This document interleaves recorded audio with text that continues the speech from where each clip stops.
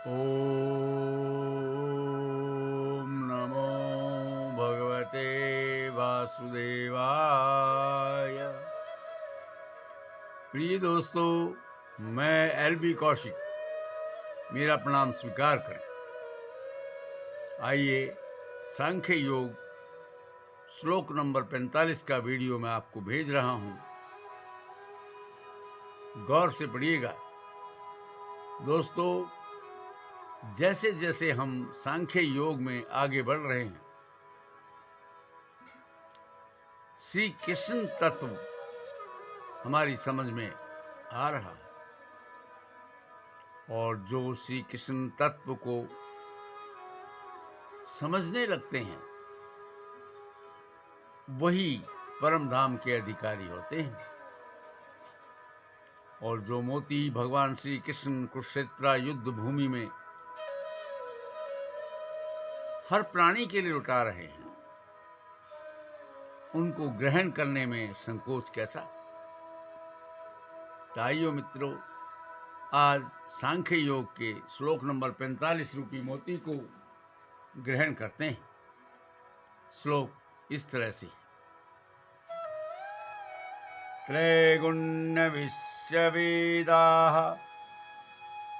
निस्त्रैगुण्यो भवार्जुनः निर्द्वन्द्वो नित्यसत्त्वसतो निर्योगक्षेम आत्मवान।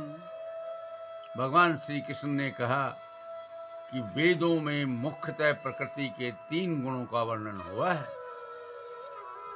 हे अर्जुन, इन तीनों गुणों से ऊपर उठो, समस्त द्वैतों, लाभ तथा सुरक्षा की सारी चिंताओं से मुक्त होकर आत्मप्राण बनो, आत्मा शक्ति से आगे बढ़ो।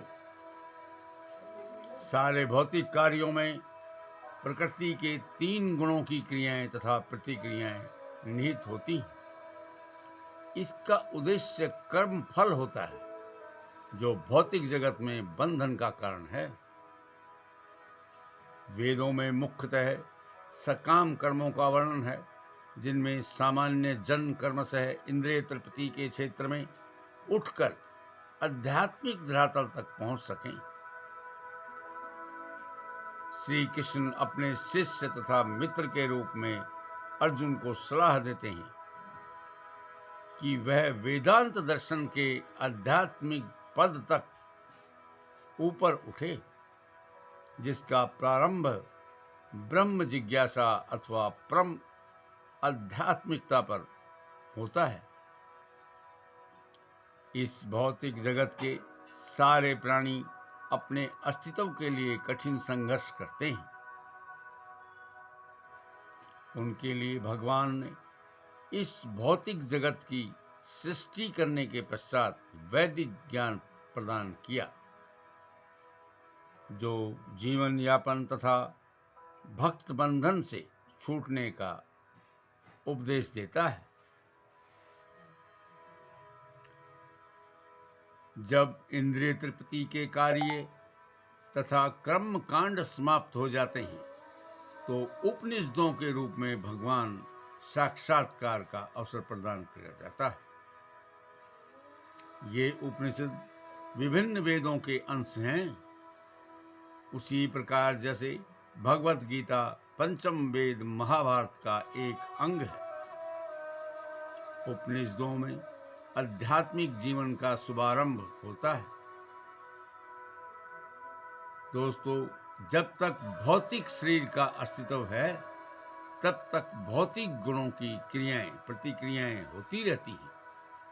मनुष्य को चाहिए कि सुख दुख या शील ग्रीष्म जैसे द्वैत आताओं को सहन करना सीखे, और इस प्रकार हानि तथा लाभ की चिंता से मुक्त हो जाए। जब मनुष्य श्री कृष्ण की इच्छा पर पूर्णतः आश्रित रहता है, तो यह दिव्य अवस्था प्रदान होती है। दोस्तों, जब हानि लाभ गर्मी सर्दी सभी चीजों से मुक्त होने की सहन करने की शक्ति आप में आती है, तब आप कृष्ण जी के चरणों में ध्यान लगा सकते हैं। मनुष्य श्री कृष्ण की इच्छा पर आश्रित रहता है। तो दोस्तों, इस तरह से त्रय गुणों से ऊपर उठकर आत्मप्राण बनने का यह संदेश, यह उपदेश भगवान श्री कृष्ण ने श्री अर्जुन को दिया। दोस्तों, मुझे संपूर्ण विश्वास है कि आपको आनंद आया होगा और मेरी ये प्रार्थना है कि आप सभी अपने दोस्तों को प्रेषित करें यह वीडियो और उनको भी मोती चुनने का अवसर प्रदान करें। धन्यवाद दोस्तों। जय हिंद, जय भारत।